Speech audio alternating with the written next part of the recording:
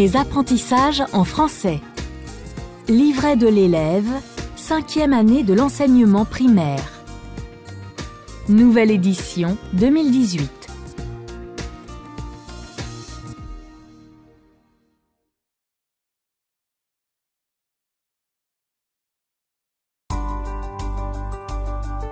Unité 1, page 7. C'est la rentrée des classes. La plupart des élèves ne se connaissent pas. Ils font connaissance avec leurs maîtres et les camarades. Je me présente. Je m'appelle Zacharia. Je suis l'enseignant de français. Enchanté, monsieur. Et toi, comment t'appelles-tu? Mon nom est Majda. Et ce garçon en chemise jaune, qui est-ce? C'est Nabil et elle, c'est ma camarade Loubna. Elle vient de s'inscrire dans notre école.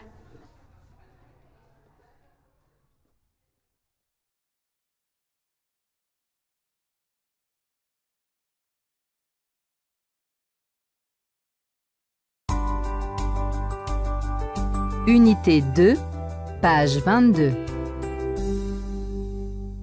Khalil fait visiter la ville de Rabat à sa cousine Yasmine qui habite en France. Ils sont devant le mausolée Mohamed V. Quel beau monument! Quand a-t-il été construit? Entre 1962 et 1969, sous le règne du roi Hassan II. Est-ce qu'on peut le visiter? Bien sûr, allons-y. C'est super! Crois-tu que la décoration du marbre, du zélige et du plâtre a été faite à la main? Évidemment, ce sont plus de 400 artisans marocains qui ont travaillé dur pour obtenir ce magnifique résultat. Qu'est-ce qu'il y a à côté du mausolée? Il y a une mosquée et un musée.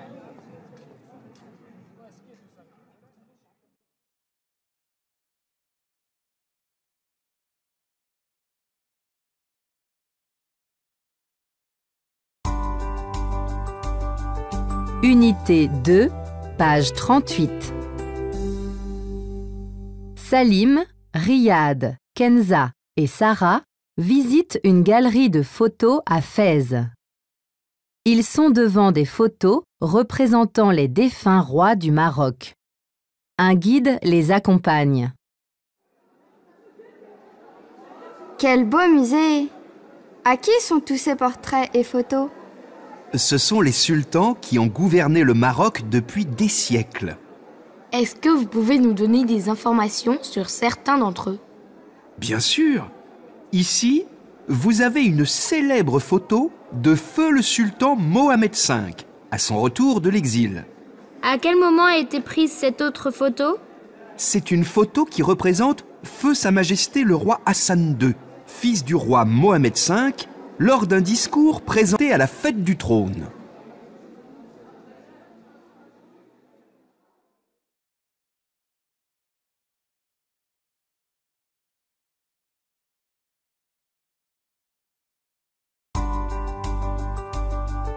Unité 3, page 58. Salima et Karim discutent avec un photographe lors d'une cérémonie de mariage. Salima, tu as déjà été invitée à une fête auparavant? Oui, j'ai déjà assisté au mariage de mon cousin. Parle-moi de cette cérémonie. C'était magnifique. Cela s'est passé l'été dernier sous une tente dans le jardin de la maison. D'abord, les deux heureux mariés sont rentrés sous les you-you des femmes. Puis, un cortège de musiciens les a suivis. Vous avez certainement bien mangé. Bien sûr, un repas traditionnel copieux nous a été servi. Et en fin de soirée, nous sommes rentrés chez nous avec nos parents. C'était une belle cérémonie.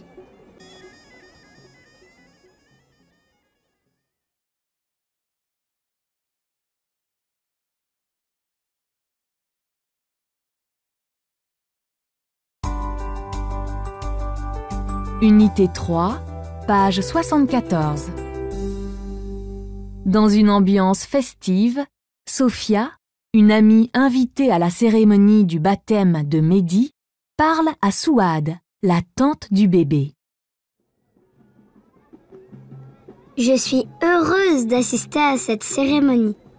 Oh, qu'il est mignon ce bébé. Moi aussi, je le trouve superbe. En plus, il ressemble à sa maman.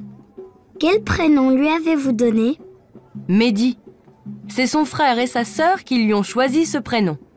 Ils sont très contents d'avoir un petit frère. C'est vrai.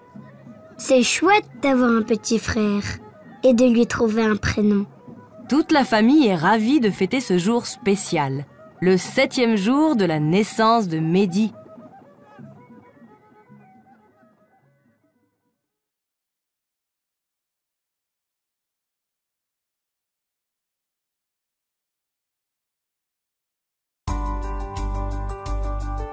Unité 4, page 94. Reda a participé avec son père à un voyage organisé en Turquie. Il raconte à ses camarades Salima et Karim. Bonjour Reda. Tu reviens d'un voyage organisé en Turquie? Raconte-nous ton voyage. Oui, avec plaisir. Combien de temps a duré votre séjour? 5 jours. Le premier jour, à bord d'un bateau touristique, nous avons admiré la beauté du Bosphore et de la ville d'Istanbul. Le deuxième jour, nous avons visité le palais Topkapi, la mosquée bleue aux 6 minarets et la place Taksim. Et les jours suivants? Le troisième jour, nous sommes allés en bateau à l'île des Princes. Tout y était beau. Le lendemain, nous avons fait des achats dans le Grand Bazar. C'est un immense marché couvert et coloré. Et qu'est-ce que tu as ressenti? J'étais hyper content. Aujourd'hui, je garde un bon souvenir de ce magnifique pays.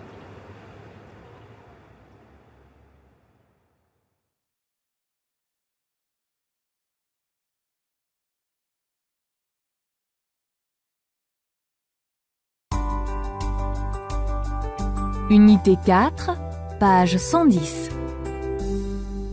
Sophia est contente de son voyage à Chefchaouen. Elle partage avec enthousiasme ses souvenirs avec ses camarades. Pendant les vacances de fin d'année, je suis allée en voiture avec mes parents à Chefchaouen. Cette ville est jolie et tranquille. On y trouve plusieurs sites et monuments à découvrir. Pour commencer, on s'est promené dans les petites ruelles bleues de la Médina et on a acheté plein de souvenirs dans les bazars. Le jour suivant, on a visité la Casbah, ses beaux jardins et le musée. Ensuite, en arrivant à la place publique Ouata El Hammam, où il y a plusieurs cafés et restaurants, on a commandé un plat traditionnel et du thé à la menthe. C'était délicieux. Finalement, le dernier jour, on a fait une longue promenade de la source Ras Alma jusqu'à la mosquée Bouzafar. De là-haut, la vue sur la ville est magnifique. Le soir, on a repris la route. Nouvelle destination, Tétouan et Tanger. J'ai beaucoup aimé cette petite ville bleue et la nature qui l'entoure. J'aimerais bien y revenir une autre fois.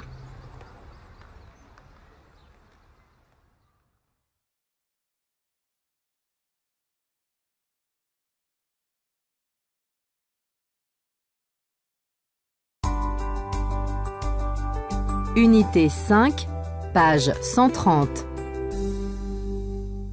Un petit garçon et sa sœur sont au balcon de leur appartement.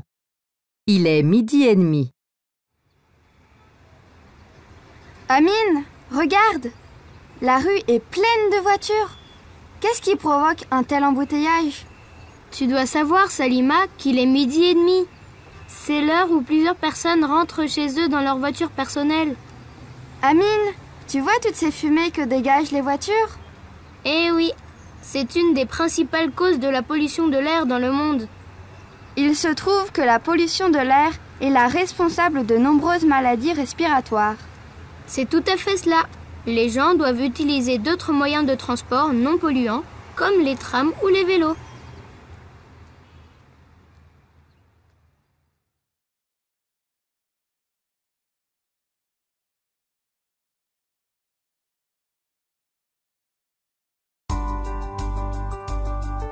Unité 5, page 146. Récit d'un enfant. Dans la nature, l'eau est douce ou salée. L'eau est nécessaire à la vie de tous les êtres vivants. Pour boire et manger, nous devons utiliser de l'eau potable. À cause de l'homme, l'eau est parfois polluée. L'eau peut devenir rare et les ressources en eau peuvent s'épuiser. Il faut donc l'économiser.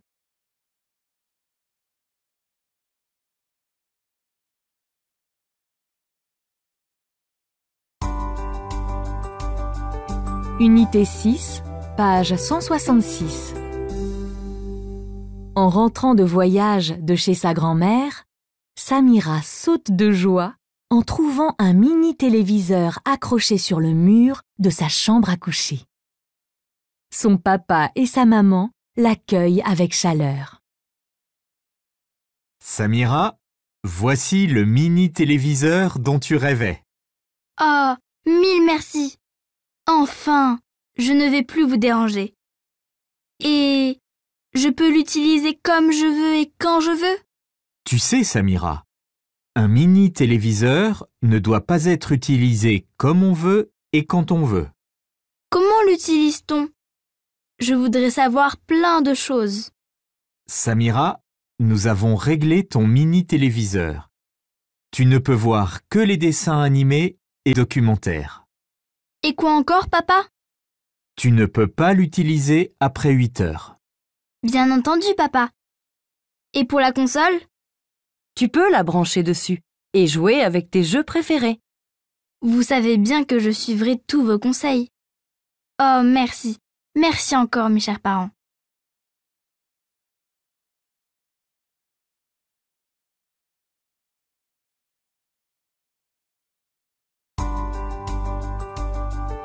Unité 6, page 182. Samir a visité l'usine où travaille son père. Son professeur lui demande de raconter cette visite à ses camarades de classe. Je n'oublierai jamais le jour où mon père m'a emmené avec lui à l'usine où il travaille. C'est une usine de fabrication de voitures à l'aide de robots. Ces robots sont gigantesques, avec des membres comme les humains. On trouve 1 ou 2 robots sur chaque chaîne de montage. Chaque robot s'occupe d'une tâche. Il place les pièces là où il faut, avec beaucoup de précision. En cas d'anomalie, le robot intervient comme une personne. Il parle. Tout ça est programmé dans son système. Ce jour-là, j'étais très heureux de voir comment les robots aident les hommes dans leur travail. Mon père m'a dit « Tu sais, Samir, les robots rendent service à l'homme et lui facilitent les tâches, mais font beaucoup de chômeurs. »